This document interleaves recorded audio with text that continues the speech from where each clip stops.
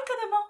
Hoje eu tô aqui finalmente pra fazer um resumo da quarta temporada, parte 1 de Stranger Things, da Netflix.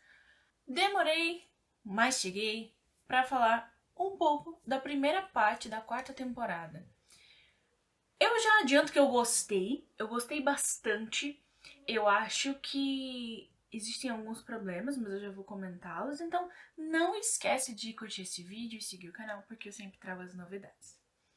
Então tá, não é novidade que os episódios são muito grandes. Eu já comentei aqui que eu acho que a Netflix perde muito fazendo Stranger Things uma série pra maratonar. Até porque eles no momento não estão com nenhuma série grande semanal. E assim, Os Anéis do Poder vem aí. Não sei se eles vão fazer a série da Wandinha semanal, mas ainda assim não é o suficiente pra bater com a série do Prime Video. Honestamente, eu não sei. Mas principalmente essa temporada, porque os episódios das temporadas anteriores eram ok em termos de tamanho, 40 minutos, meia hora. A gente tem episódio de 1h30 nessa temporada. Então, com certeza teria sido muito melhor, muito mais gostoso você fazer semanal, porque, e assim, nessa temporada tem muito espaço para teorizar. Principalmente ali entre os episódios 4, 5, você já começa a perceber algumas coisas. Então eu acredito que a Netflix perdeu muito nesse sentido. Gostei que deu mais atenção aos outros personagens, não é apenas a Eleven. Não é só a Millie Bobby Brown. A Max, ela teve muito destaque nessa temporada e foi muito bom, porque a série entregou tudo, 10 de 10. Os outros personagens, até o Lucas, ele teve um pouco mais de atenção nessa temporada. O próprio Will, eu achei que ele ficou um pouquinho apagado.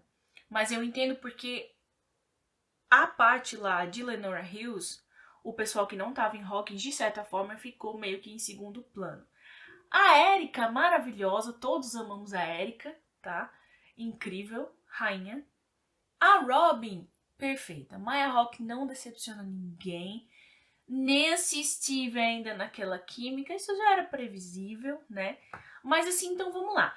No primeiro episódio, que se chama The Hellfire Club, a gente vê mais uma vez, né? Agora pra valer, sem ser nos trailers. A Eleven, ela sofre muito bullying na escola. E o Will pintando e pintando. E o Mike vai chegar. Logo nesse primeiro episódio já dá pra você ficar, putz, o Will tá apaixonado pelo Mike. Gente, não tem outra interpretação. Eu tô louca pra ver o que danado ele desenhou ali. Porque até então não mostrou, mas ele não larga aquele negócio daquele desenho.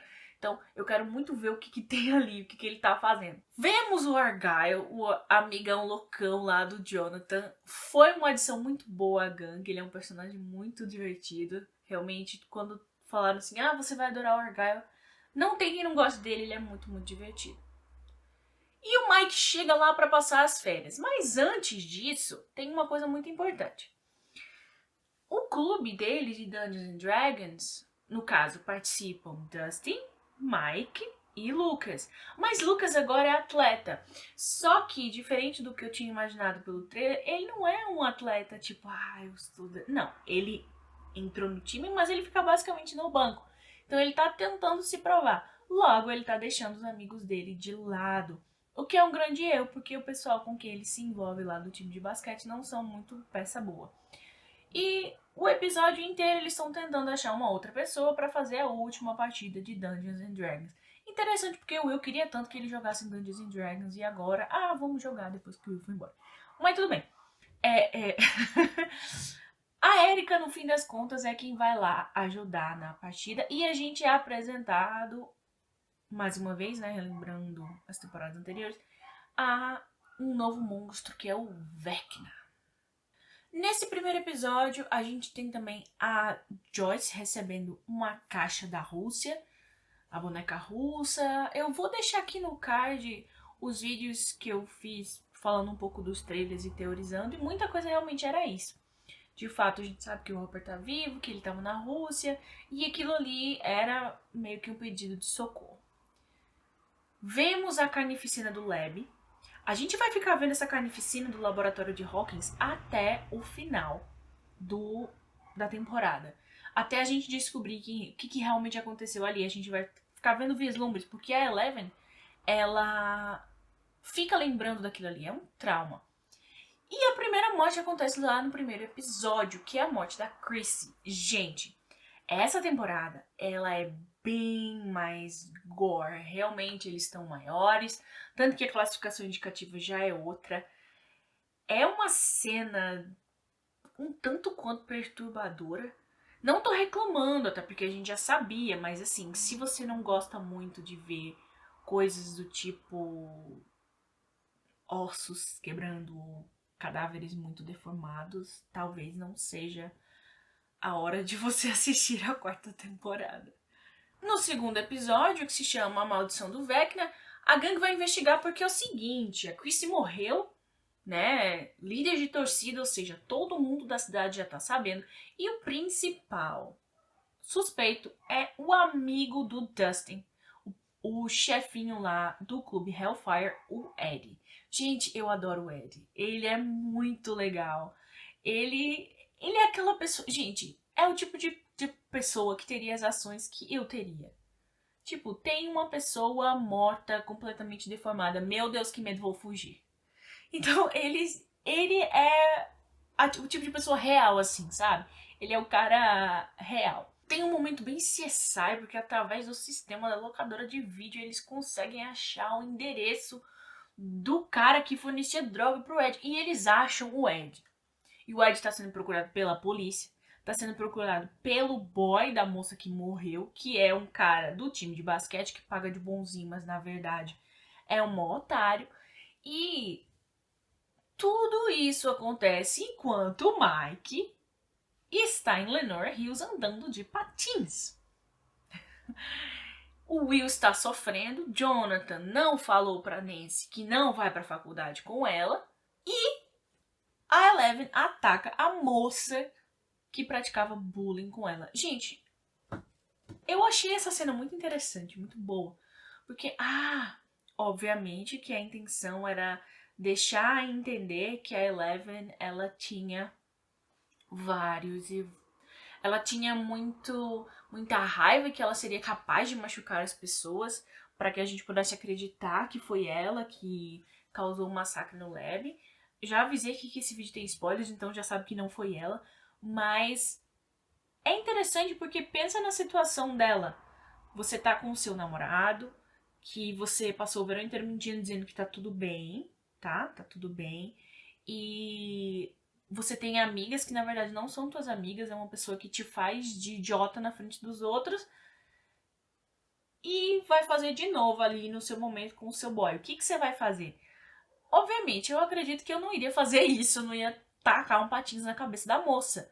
Mas é entendível o surto de raiva que ela teve. Mas claro que o propósito é fazer com que a gente tenha medo dela, é fazer que a gente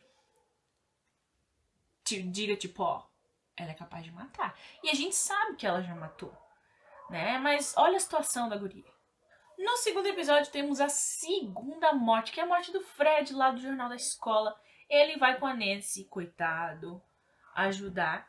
Mas assim, a gente começa a perceber já no segundo episódio que alguma coisa tá errado, algo de errado não tá certo, porque todo mundo que tava morrendo ficava vendo umas coisas antes, então não é só coincidência, essas pessoas já iam morrer, são pessoas que estão passando por problemas, são pessoas que estão perturbadas por algum motivo, que estão com alguma angústia, algum segredo, e mais uma morte.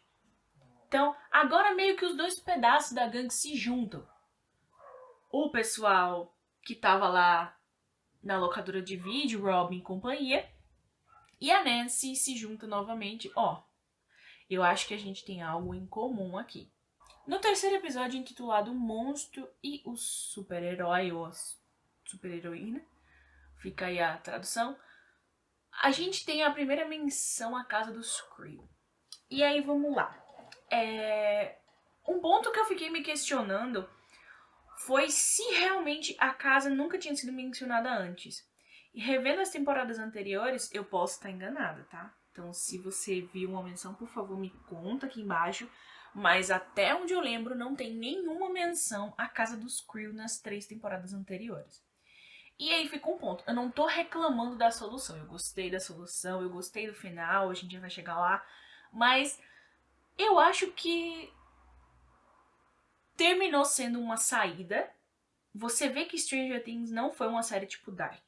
Dark tem 3 temporadas, é tudo extremamente cíclico, fechado, bonitinho, amarrado. É tudo tão amarradinho que você tem medo. Você fala, meu Deus do céu, o que é isso? E Stranger Things não, a gente sabe que a terceira temporada já foi um pouco capenga. Então, eu acredito que esse fechamento aí, que apesar da Netflix ter divulgado que a série vai ter 5 temporadas, porque foi assim que os diretores visualizaram, eu não acho que tenha sido o caso. Eu acho que eles tentaram esticar mais, iriam ter mais temporadas, mas aí eu acho que não deu certo, né? Porque a terceira temporada não teve uma recepção tão boa. E aí eles fizeram, então, vamos fechar o negócio, vamos explicar. Tanto que um dos cartazes principais, uma das falas principais é todo fim tem um começo.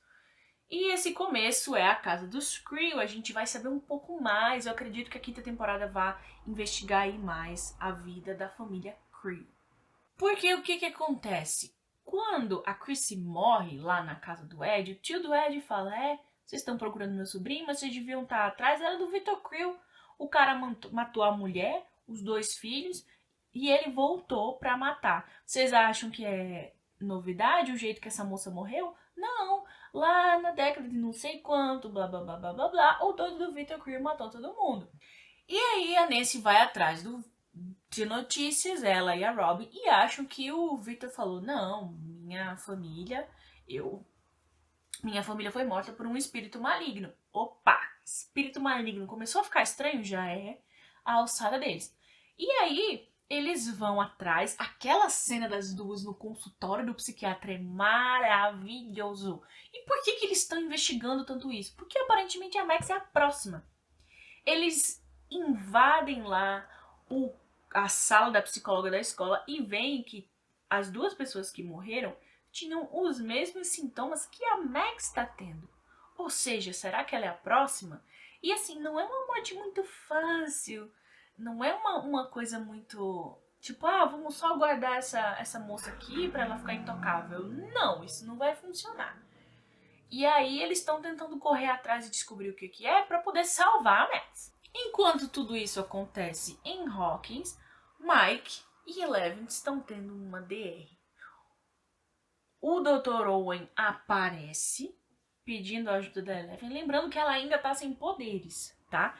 E ele fala, olha, porque lá no primeiro episódio a gente vê que aparentemente as forças armadas invadem a casa dele e dizem, cadê ela? É ela que tá matando, ela que tá fazendo isso, a gente tem que pegar ela, a gente tem que destruir ela.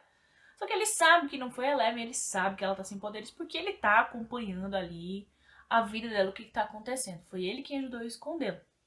Então ele vai atrás dela e fala, você tem que me ajudar. E é interessante porque eu tinha teorizado que tem 2 cenas da Eleven indo. Uma ela tá indo contra a própria decisão e a segunda ela tá indo por querer. Na primeira, aparentemente, né, por querer. E depois disso, ela parece estar no laboratório porque ela quer. Então, realmente foi isso. Ela é levada, eles usam esse negócio de você vai ser presa porque você causou uma concussão na guria. Mas não é por causa disso. Eles levam ela e ela faz tudo bem, eu concordo, então eu vou voltar para o laboratório, vou tentar recuperar meus poderes para poder salvar meus amigos. Enquanto isso, uns agentes vão ficar lá na casa. Porque lembrando que é o seguinte, a Joyce pegou o beco. Ela e o carinha lá, que toda vez eu esqueço o nome dele, foram pra Rússia. Na verdade, eles foram pra Alasca pra pagar o resgate do Hopper. Então, não tem adulto em casa. Isso tudo a Joyce não tá em casa. A Eleven foi presa e a Joyce não tá em casa. Então, isso tudo vai acontecendo enquanto lá em Hawkins a galera tá morrendo adoidada. E os jogadores de basquete, obviamente, como grandes babacas, resolvem tentar fazer justiça pelas próprias mãos e tentar achar o Ed. Gente, é interessante ver a obstinação daquele cara. Porque assim, tudo bem, eu entendo que o Ed é o principal suspeito, mas Cara, você não é a polícia, você não sabe o que tá acontecendo. Mas eles resolvem que eles querem achar o Ed e só dá um susto nele, com pé de cabra, taco de beisebol. Não sei que tipo de susto seria esse, mas ok. Episódio 4. Gente, um dos episódios assim mais angustiantes, querido Billy. O tempo da Max, gente, o relógio tá só no tic-tac. Ela já teve várias visões, tá chegando a vez dela. E todo mundo louco tentando descobrir o que tá acontecendo. Quem que tá causando isso? Já deram o nome, né, do Vecna. Por quê? Como que se livra? E eu adorei. É aí nesse ponto que eu digo que a Netflix perdeu muito. Porque assim, quando ele começa a falar, elas vão, né? A Nancy e a Robin vão atrás do Victor, conversam, ele fala e tal. Duas coisas eu comecei a teorizar dali. Primeiro, o filho dele não aparece voando em nenhum momento, porque a gente tem flashbacks, mostra a esposa, né, sendo levitada e morrendo, mostra a filha sendo levitada e morrendo, mas o filho não mostra. Então eu já fiquei um pouco assim, tá. Mostra ele levando o filho, né? Ele pega o filho nos braços e diz, meu filho morreu ali no coma depois. Só que nada disso é confirmado. Então eu já fiquei tipo, quem que é esse filho dele? E segunda coisa, ele fala que um anjo salvou que ele foi levado pra... Enfim, que ele tava cego. E um anjo salvou e ele começa a cantarolar uma música que é Dream a Little Dream of Me, que é a música que tava tocando no rádio enquanto começou ali tudo isso no flashback. Ou seja, foi a música. Então, quando ele fala a voz de um anjo, foi a voz da cantora. Então, eu fiquei, cara, a música. É a música. Agora, como que a música salvou o cara? Então, esses pontos, eu acho que uma divisão melhor no episódio... Eu não vou falar da montagem, porque a montagem é muito boa. Mas uma divisão melhor dos episódios, talvez dividindo esse, por exemplo, o quarto episódio em 2, deixando semanal, teria sido muito mais proveitoso. E a gente descobre, então, para resumir, um negócio que realmente a música, né, faz com que a pessoa volte. E a Max, gente, aquela cena da Max correndo, vamos lá, assume. Você achava que ela não ia conseguir sair. Você achava que ela não ia conseguir e falava, meu Deus do céu, eu não acredito que ela vai morrer. Não, ela vai conseguir. Não, ela vai morrer. Não, ela vai conseguir. Não, ela vai morrer. E no final ela consegue. Mas até o final da temporada, lembrando que ela não tá 100% livre da maldição, não, tá? A gente ainda precisa descobrir como destruir o Vecna para poder livrar a Max da maldição. E todo mundo tá cansado de ouvir a música da Kate Bush, Running Up That Hill, porque a Max tá ouvindo 24/7, o tempo inteiro, 24 horas por dia, 7 dias por semana. Porque ela tá com medo do Vecna. E no lugar dela você também estaria, né? Porque eu também estaria. Enquanto isso, lá em Lenore Hills, Mike decide... Na verdade, o Jonathan decide, a gente tem que deixar esses caras pra lá, a gente tem que fugir porque a gente tem que ir pra Hawkins avisar, ou a gente tem que entrar em contato, vamos fugir. Quando eles decidem que vamos fugir, quem que chega? Porque eles estão lá com aqueles dois guardinhas tomando conta deles. Quem que chega? Aparentemente as Forças Armadas metendo bala em tudo, gente. Um agente fica lá e é torturado, depois a gente vê que ele vai dar informações e a gente já sabe pelos trailers que as Forças Armadas vão chegar assim no laboratório novo. O outro morre a caminho, gente. A cena da morte dele, o Argyle desesperado, fazendo uma notinha na lápide, foi bem interessante também. Enquanto isso está acontecendo, lá na Rússia, o Hopper consegue fugir. Aquela cena dele quebrando o osso. Vamos desconsiderar que se ele realmente tivesse feito aquilo ali no pé dele, ele não ia conseguir andar. Mas aquela cena é perturbadora. Nossa senhora. Essa temporada tem muito disso, então tô avisando. Se você se incomoda com esse tipo de coisa, é melhor você ficar atento, porque tem bastante. Ele consegue fugir, mas ele é vendido, tanto ele quanto a Joyce e o Murray. Eles são vendidos pra a KGB pelo carinha lá que ia ajudá-lo. Até o oficial lá, o Dmitry, termina também indo no meio, no bolo dos traidores. E aí sim que a gente vê o Hopper pra servir de lanche de Demogorgon. Que eles estão mantendo lá esse bicho. Obviamente eles estão com essa tentativa de querer usá-lo como arma, mas eles não conseguiram perceber que não dá certo, mas tudo bem. E o episódio 4 termina lá com a Max conseguindo sair. Episódio 5, o Projeto Nina. Então, lembra daquele trailer com todas aquelas televisões que mostram o vídeo do laboratório? Aquilo ali é um projeto novo, basicamente uma câmara de imersão em que a Eleven entra e ela vai relembrar memória. Porque a gente descobre que ela tem apagões. E não é de se esperar por menos, né? Considerando tudo que ela passou. Mas primeira coisa, o Dr. Brennan tá vivo. Pelo amor de Deus, como que esse homem tá vivo e não tem uma cicatriz? Isso é uma explicação que eu quero na minha mesa. Como que ele tá vivo? Eu odeio esse cara. Mas tudo bem, eu entendo. Parabéns pro ator. Parabéns, porque ele é insuportável. E aí, Eleven, ela já vai nessa dinâmica de papa e daughter e blá blá blá. Mas eu acredito que ela tá fazendo isso só como um joguinho. Tipo, ela tá fingindo que tá no joguinho dele, porque ela vê que não tem pra onde ir. Eu acredito que essa seja a lógica dela. E aí, vamos lá, voltando na questão das minhas teorias. Foi confirmado, obviamente, isso no último episódio, mas o Jaime Campbell Bower, primeiro, ele não ia estar ali só pra fazer um papel de um funcionário aleatório, tá? Pra começo de história. A gente sabe que dificilmente atores como eles vão aparecer como figurantes ou, sei lá, personagem de terceiro ou quarto, sei lá, grau. Mas quando ele começa a falar e ele fala do 1, eu fiquei, gente, mas será que ele falando do 1, eu falei, cara, mas será que ele não é o 1? Porque ele tá aí, ele é muito novo.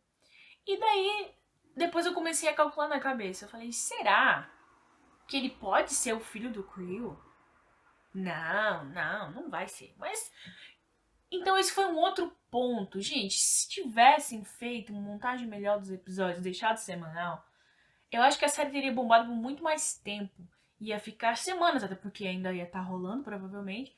E teriam mais de 6 episódios, acho que dava pra fazer uns 8 episódios semanais, onde você termina assim em pontos chaves pra dar uma semana aí pros fãs teorizarem, que essa é a graça, gente. A gente não quer as respostas na mão. A gente quer teorizar, a gente quer ir lá no Reddit procurar, no Twitter ver o que alguém que já assistiu o Frame em 0,25 descobriu. É isso que a gente gosta, entendeu? Então, Netflix, me escuta, cara. Me escuta. Bota essas séries semanais. Nesse episódio, a gente tem uma das coisas mais estranhas da temporada inteira, que pra mim é a casa lá em Utah da namorada do Dustin. Gente, que estranho. Eles precisam de uma hacker pra achar o endereço que a Eleven tá. E aí eles vão atrás da namorada do Dustin, que tá sem computador, e a casa dela é uma loucura, puro caos. Eu entendi que era pra ser elemento cômico, mas eu achei que ficou um pouco demais. Eu acho que a colher de chá foi um pouco grande. Mas tudo bem. Temos a cena do Murray no karatê, porque ele tá como prisioneiro, né? Ele e a Joyce.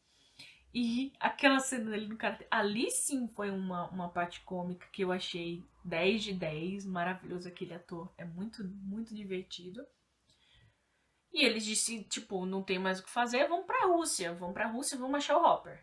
A Nancy, ela, mais uma vez, muito inteligente, ela coloca os desenhos que a Max, porque a Max ela não tá conseguindo dormir, tá traumatizada, e ela anda desenhando. A Nancy junta tudo e descobre que aquilo que a Max viu foram vislumbres da casa dos Creel.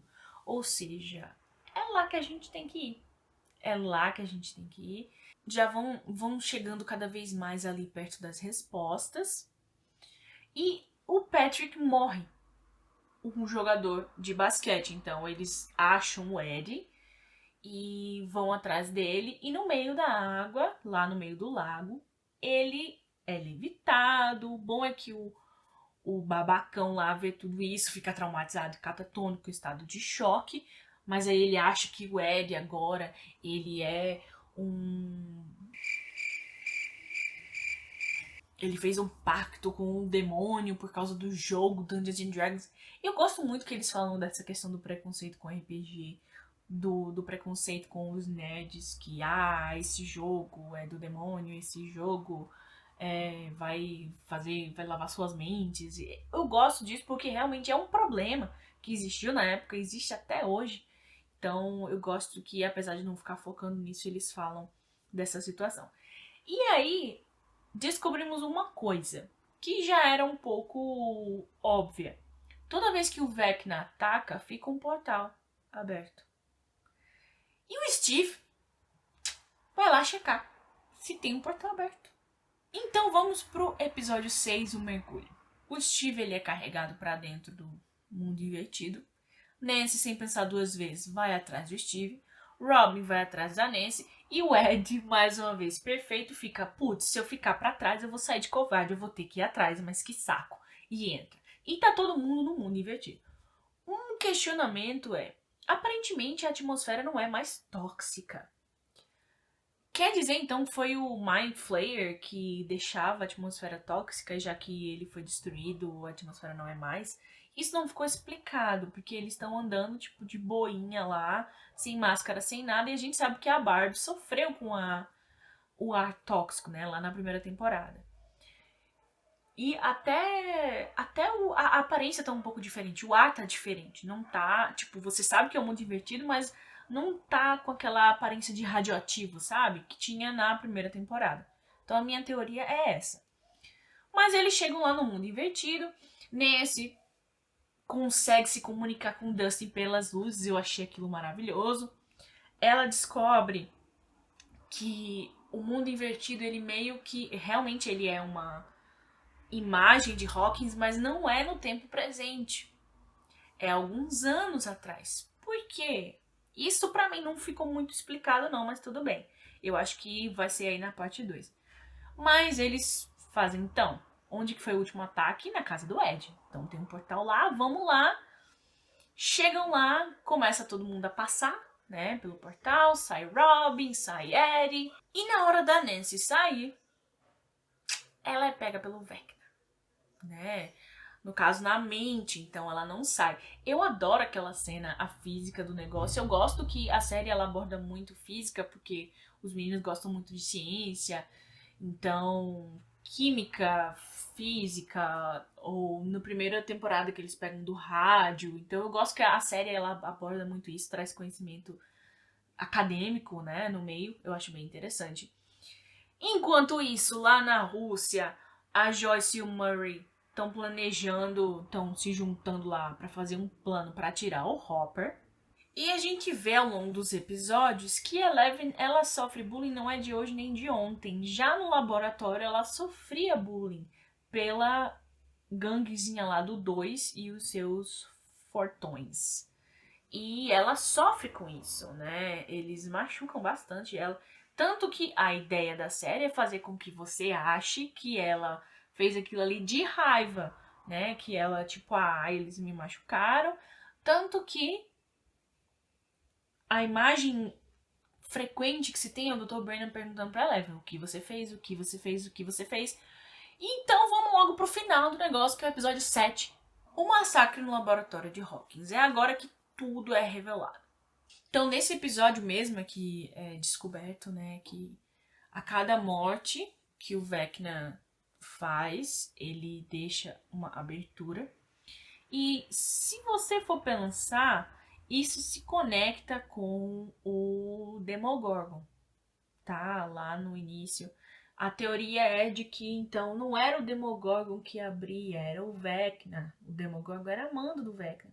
Mas realmente, se você lembrar onde tinha um portal, lá o primeiro que a Nancy entra é perto da casa do Steve. Então, claro que eu continuo com a minha ideia de que essa não era a ideia inicial deles, de explicação. Mas eu achei a explicação boa. E qual que é a explicação?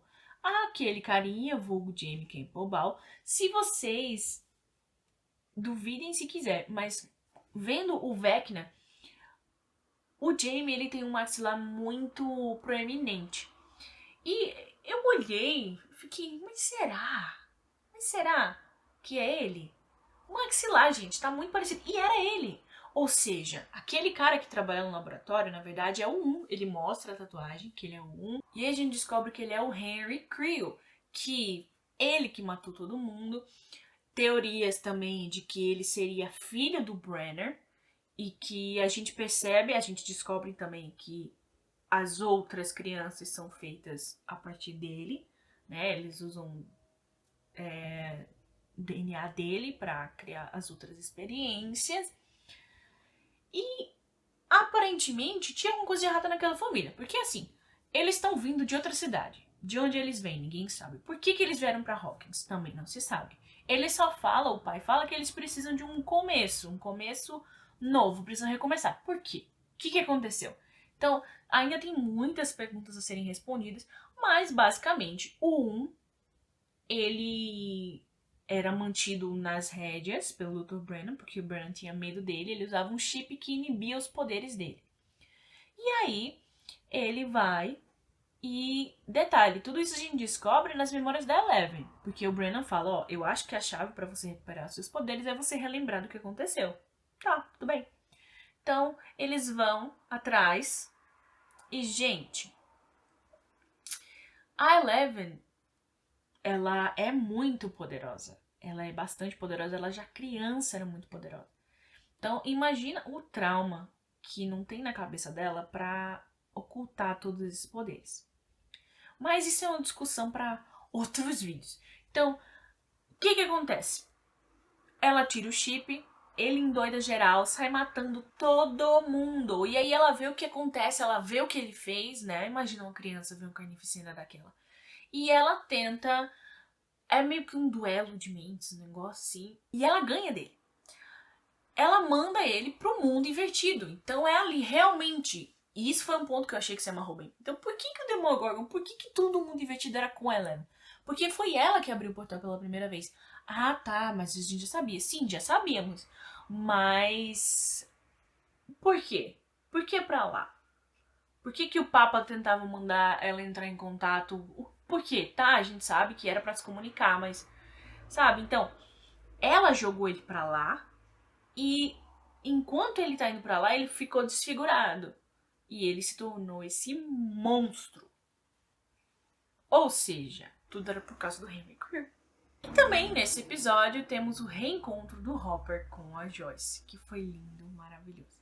Então, a série parou aqui. Teremos a parte 2 agora no início de julho. Eu confesso que eu continuo com medo disso. Com relação à explicação, eu continuo com essa opinião. Eu acho que eles criaram o porquê depois. Tipo Star Wars. Primeiro se pensou nos episódios 4, 5 e 6. E depois que você foi fazendo o 1, o 2, o 3, explicando e expandindo o universo, eu acho que a ideia foi a mesma. Não estou reclamando, eu acho que em geral a série foi boa. Fotografia muito boa, montagem muito boa, efeitos especiais também muito bons. Mas os episódios ficaram, sim, bastante grandes. Eu acho que até pra maratonar ficou pesado. E olha que eu gosto de assistir filmes longos. Mas, no geral, eu fico por aqui. Eu quero que você comente o que você achou dessa temporada. Se você tá ansioso pela parte 2. Um beijo e até a próxima.